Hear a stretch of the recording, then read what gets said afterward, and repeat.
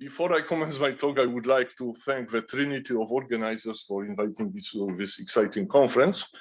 And today I'm going to tell you about obstacles on the road to practical implementation of DMFT, or one RDMFT, as we agreed upon yesterday. So maybe it's a good idea to begin with a manifesto or a wish list of what we would like DMFT, one RDMFT, to be. Well, we would like it to, first of all, to provide accurate description of electronic systems irrespective of the strength and nature of electron correlation present. We would like it to involve as few empirical parameters as possible. We would like it to produce estimates of electronic properties with accuracy matching that obtained with conventional wave function-based methods. And we would like it to provide those estimates in reasonable computational time that can be further reduced with parallelization. This is wishful thinking, of course, but the idea is that if we have a new method, we would like it to be better than all the methods that we know. If we cannot fulfill at least most of those points, there is not much sense of developing DMFT any further. So I will start with some notation. We are dealing with eigenenergy of a non-relativistic electronic Hamiltonian in a clamped nuclei approximation, and it corresponds, this eigenenergy corresponds to a ground state wave function. Sorry. Okay, which is given by this expression. We have one electron part, two electron part that is given by explicit functional in terms of one matrix. So we have a direct of Coulombic part and an exchange part. And the only term for which we don't have an explicit functional is a correlation contribution to electron-electron repulsion. So we have a much better situation than in DFT, where the chunk of energy for which we don't have exact functional is much larger. We will be dealing with, every time I say one matrix, I will mean algebraic one matrix, in a sense that I will have those matrix elements which are defined in the following way through a familiar creation and annihilation operators, which are associated with a complete set of one electron functions, which are commonly called spin orbitals. And this set is going to be complete with respect to spatial and spin coordinates. Standard notation, atomic units are used all the time, are its position vector and so on and so on. Standard notation of I being combined spatial and spin coordinates. H are matrix elements of a core Hamiltonian, and G's are two electron integrals. All right. So we can calculate this missing part, this correlated part of electron-electron repulsion energy using the following expression. Here we have those two electron integrals, and this quantity is two electron density cumulant matrix of two cumulant, which is given explicitly by this equation. So it's basically a two matrix minus the Coulombic and exchange part. Now, DMFT, or one RDMFT, derives from the observation that for every n represented one matrix, there is a minimum over all the wave functions that yield this one gamma, sorry. And U is given, it can be expressed in two different ways. We can treat it as a functional in terms of a matrix one gamma and the set of those spin orbitals. Or we can also put gamma in a position representation, in a sense, gamma 1 prime 1, or we can view it as a function of two quantities, a matrix 1 gamma and a tensor of two electron integrals. So we can have either a functional or a function, but in each case, the definition is the same. Okay, and of course, one gamma has to follow from the wave function from the analog equation 3, so with creation annihilation operators in which psi is replaced by phi. Now there are two issues that concern the quantities that enter this equation. And first of all, functional is of course universal, which means that, okay. Could you just briefly explain why do you call it a function and what function is it? All right, once again, okay, I have to get used to going forward, yeah. So here we have one gamma, which is just a matrix, algebraic matrix of numbers, right? And here we have a set of one electron functions, our basis set, which is assumed to be complete. Yeah, so it has to be very functional because we have also a function of one gamma and a functional with respect to phi, to a vector phi. Or instead of this, we could have a gamma in a position representation, one gamma 1 prime 1, right? In this case, we have gamma matrix of numbers and have a G tensor, yeah, the tensor of two electron integrals, which I defined right here. Okay, is it clear now? All right. Yes. Yes. So if we insist upon using a functional, then this functional is universal in a sense that is the same for all the systems that share the same one gamma. So it depends only on one gamma. On the other hand, if we use a function of a vector of a matrix gamma, one gamma, and tensor G, it is super universal in a sense that we really don't care what kind of particle interaction enters this tensor G. So it could be 1 over R12 or some other interaction or a contact interaction and so on. So it's super universal in that sense. It's still the same for all kinds of different interactions. Now, a second point that I would like to make is that the distinction has to be made between genuine functionals or functions that are both universal and admit any representable one gamma as input, and expressions for U that are not universal or defined only for matrices that are subject to additional constraints.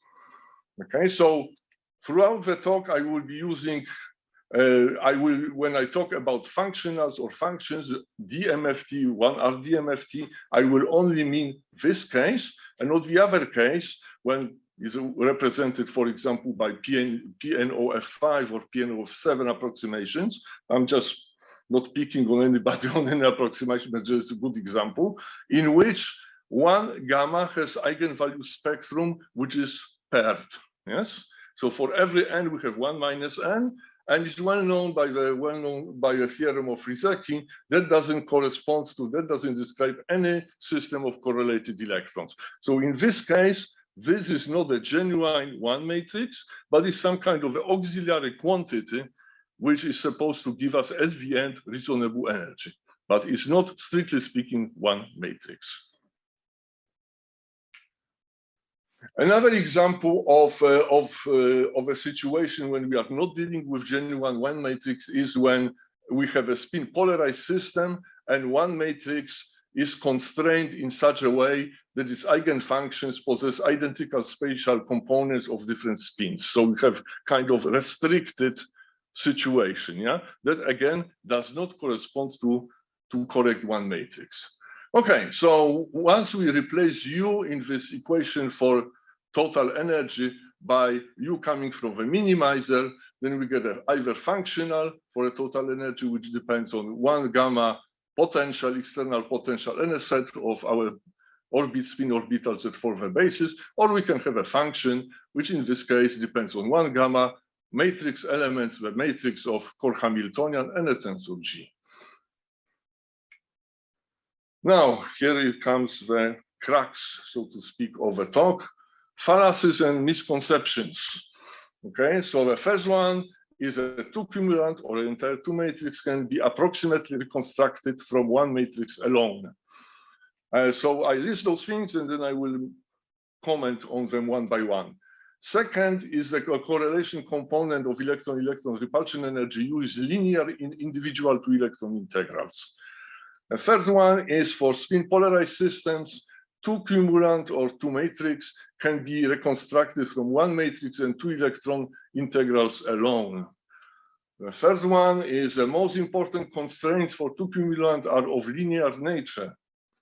The fourth, the convergence of estimates of electronic properties with the size of one electron basis set is faster for one RDMFT than for conventional wave function based methods.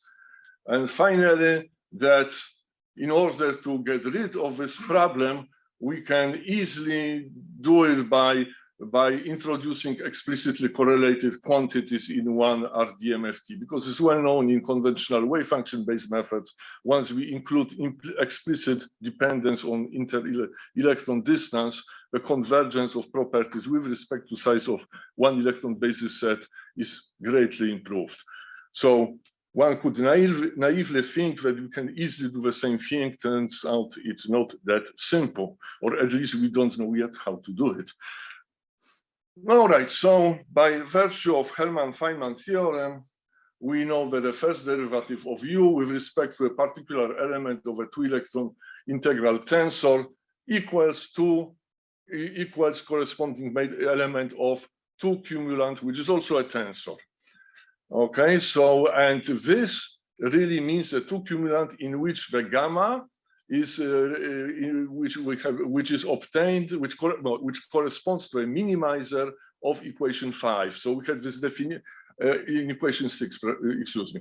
In equation 5, we have the definition of two-electron cumulant or two cumulant, which depended in general on some function phi. Now we replace it by this function by minimizer, and that's the meaning of this quantity. So we, since U is first degree homogeneous in G, we can apply Euler's homogeneous function theorem, and we get this equation. And this equation, I think, is a source of much confusion in literature, because it looks that everything is going to be linear in G. Okay, but this is not true. U is first degree homogeneous in G, but that does not imply linearity. And you can easily think about, let's say, two variable functions that are first degree homogeneous in both variables, but are not linear in them. So what that means is that this quantity, the cumulant that you try to reconstruct, is going to depend on G as well, which is not surprising because it comes from minimization of a problem in which G enters explicitly. So we want to reconstruct, in order to construct approximations to U, we have to reconstruct two cumulant matrix, and to do that, and that's the advantage of one RDMFT over DFT, we have many more constraints. There are many constraints that we can impose, and I'm listing some of them here. Well, the first one is a standard contraction over two indices, right? And that should give us a corresponding equation involving the one gamma. There is an analog of that when we add SQ, and SQ is an expectation value of a Z operator for a given basis function. We get an analog of this equation. We should have hermiticity, of course, permutational antisymmetry. Also, there should be spin structure like this. There's another condition that is important for spin polarized systems. On two transparency, here I have a derivation of that, but I think I can skip it. So, as I said, by virtue of a construction, this two cumulant depends in general on both one gamma and G, cannot be reconstructed from one matrix alone. Now, a failure to recognize this fact gave rise to rather silly exchange of discussion in literature, exchange of ideas about non-uniqueness of algebraic first-order density matrix functionals and so on. There were some strange arguments that maybe one should use different functionals for different symmetries and so on. Yeah, well, I don't know. For those of you who are not familiar with those papers, well, there was some people were surprised that you can find two systems with same one gamma, but different two cumulants, yeah, in algebraic sense, right? Which is not surprising at all in view of the fact that you also have G dependence, but they try to explain in some convoluted way, which really is irrelevant to a problem. So, would be nice if we could also get top of it. Well, okay. So to recap, U is first degree homogeneous in G. Homogeneity does not imply linearity. And with only one exception of no practical importance, all the functionals published so far involve G independent approximate two cumulants. My God, I'm too slow here. Okay, I will speed up. So now we are going to move to spin polarized systems. And what we want to do is we want to have not only n representability of one gamma, but also n representability of one gamma, which means that that we want proper SZ, proper value of SZ and S when we calculate those quantities from the wave function, from the underlying wave function, which is a minimizer. So that's basically those equations, and there are two additional quantities that we need. One quantity is this, is a matrix element of a spin flip operator, and so that enters this equation for S, for the expectation value of a square operator, and I keep on doing this. And we have also S that vector S that I introduced before. That's 1/2 or -1/2, yeah, depending whether we have a alpha or beta spin orbital. Okay, so for any two cumulant that conforms to that to constraint 10, it can be easily proven that this is the underlying wave function is a eigenfunction of a z. So the minimizer is eigenfunction of a z, and also by virtue of a trivial argument, which I leave to you as an exercise, maybe, it happens that when SZ is S, the eigenfunction, the underlying minimizer is also eigenfunction of a square. Now that's a great advantage because targeting particular spin states within DFT is very difficult. But here we can target a state with particular S, so we can easily minimize to a singlet or to a triplet, whatever we desire. So when we take this situation into account, we get some simpler conditions. And what it means that upon inclusion of spin degrees of freedom, the two electron cumulant has to be modified by according to the following two principles. First of all, we have to narrow the domain of its first argument to one matrices that conform to condition 15, which means well, so this condition, and the second, we have to include both S, vector S, and this matrix fracture S as a list of functions arguments. Yeah, because without that we cannot satisfy those other constraints. So by virtue of equation 8, this modification carries over to U, and that means that all the functionals that give you one that are for correlated part of electron-electron interaction have to include as the arguments also those two quantities. Okay, and again, virtually all the current implementations are formulated in terms of phi being a vector of natural spin orbitals, and for that we can rewrite all those equations again, and we have again those several conditions for spin quantities. So to reiterate, in order to have proper account for spin state, if we target a particular spin state, we have to include those additional quantities in a functional for either two cumulant or for U. Okay, so I will skip this because that's what we learned so far. All right, constraints. Most of the approaches present in literature for reconstruction of two matrix or two cumulant are based on fulfilling first order constraints. What does that mean? That means that for let's look at spin independent constraint. Yeah, so it's something like this. Yeah, when we look at this, that's what the condition which is imposed upon the two cumulant.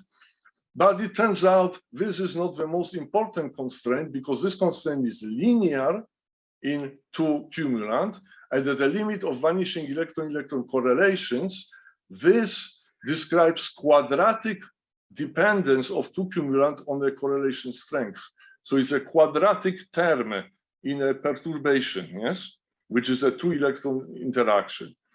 But we should worry first, before we worry about quadratic term, we should worry about linear term first. Yeah? It would be like having many-body perturbation theory in which a second-order term is correct, but the first-order term is who knows what. Yeah? So we have to worry about the first-order term, and that the first-order term is given by this bilinear constraint, which is like this. You can see it's bilinear in two cumulant, and it describes linear dependence of a cumulant on lambda. So it takes a precedence over this one. Okay. So 20 minutes so far, yes? Okay. So unfortunately, all the functionals published in literature thus far, again, with exception of the so-called Yasuda functional, which turns out to be a disaster anyway. So it's never been implemented for any calculations. Well, it's a disaster because, for example, it diverges for homogeneous electron gas completely. It gives you minus infinity for correlation energy. So obviously, it is a disaster. Okay, so all the functionals published thus far in the literature conform to this, but completely ignore this. And what that means, we have to really incorporate this constraint if we want our functionals to yield energies that are at least as good as MP2 energies. And I would refer you back to the talk of Hardy from on Monday. There was this plot, well, actually the bar plot, yeah, of errors of different one RDMFT functionals and MP2, and MP2 was beating all of them very easily. Yeah, the reason for that is ignoring of this bilinear constraint, which comes naturally in MP2. This is satisfied by MP2, but is not satisfied by any of the functionals published thus far. Okay, actually, this constraint can be generalized for situations in which there is a significant static electron correlation. So, for example, when you have situation of two electrons partially occupying four degenerate orbitals, again, we get something like this, but this time we have a weight function, which is given by quite complicated expression, which depends on the occupations in the absence of electron correlation. So those can be half-occupied orbitals, and so on, and so on. All right, I will skip this. Probably, maybe at the end. Well, yeah, at the end. Yeah. So the next thing is something which we have to say about computational implementation and errors that come from finite sizes of basis sets, one electron basis sets. So when we really think about it, with the exception of Hartree-Fock, its generalizations and Kohn-Sham implementation of density functional theory, we always need infinitely many one electron functions, orbitals. And it's important to make a distinction between truncation error and basis set error, because very often in literature people confuse those two terms, those two quantities. Now the basis set error is an error due to the fact that the basis set does not reproduce correct one electron functions, natural orbitals, for example. And truncation error comes from the fact that we can have exact natural orbitals, but we have a finite number of them. We don't have infinitely many of them. Okay? So in principle, using some calculations on a grid or whatever, with Hartree-Fock method or Kohn-Sham method, you can get exact orbitals because you need only n orbitals for an electron system. On the other hand, in one RDMFT, you need infinitely many orbitals, Yeah, because even if you had some of them calculated exactly, there is still a truncation error. And the question is, how does this truncation error depend on number of orbitals included? Fortunately, we have quite good mathematical machinery for doing it. And I will show you first the simplest case of two-electron system. In two-electron system in a singlet ground state, there is this well-known electron-electron coalescence cusp. And actually, electron-electron coalescence cusp is a source of all the troubles with convergence with respect to one electron basis set. So if one looks at this, one can, for example, look at the truncation error for atoms. So let's say helium isoelectronic series. And it turns out if you include natural orbitals up to angular momentum L, then your energy is going to have this error, and this error decays like L to minus third power. Okay, and there is no way to get error smaller than that. This error is on the top of all the other method error and so on, and the basis set error. Yeah, so if you truncate, you are not going to do any better than this. This is a celebrated result by Hill that has been used many times in many different estimates of errors in quantum chemical methods. Now, if you want to go to more general systems in singlet states, let's say, then you have to use off-diagonal cusp condition for gamma in a positional representation. This is a gamma which is spin summed. And this is a thing that we obtained quite recently, 2 years ago. And you can see that gamma also has a cusp, but this is an off-diagonal cusp. Yeah, okay. This is an off-diagonal cusp, fifth power, and then we get more or less the same thing that we got from Hill. I will be done very quickly. So the question now comes, what happens for general systems? Okay, what happens to energy when you truncate at n natural orbitals in general? And it turns out that the energy error, the truncation error, goes like number of basis sets. Is inversely proportional to number of basis functions. Okay, so this is quite a fundamental result. Of course, we are talking about total energies, which are different from relative energies, but relative energies are differences of total energies, and you really don't know how much cancellation you are going to have. Yeah? So that comes from, to remind you, from the off-diagonal cusp condition in 1 gamma, which brings the following thing. Okay, I will. So one could say we should do the same thing as with a wave function. In case of wave function, we can introduce explicit dependence on inter-electron distance by multiplying a wave function by so-called Jastrow factor. Yeah, that's very easy. Yeah, so we have a Slater determinant, multiply it by something that depends on R12, R23, and so on and so on. If we have proper normalization, we still have anti-symmetry, we have great improvement in energy, the convergence becomes much faster. Let's say it's not 1 over n, but suddenly it's 1 over n to a third power, for example.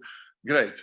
Can we do the same thing with one matrix? Well, this is not trivial. How to introduce it? Because if we let's say multiply 1 gamma by some factor, correlated factor, which contains r prime minus r, the difference of those two vectors, we have no guarantee that this resulting quantity is going to be unrepresentable.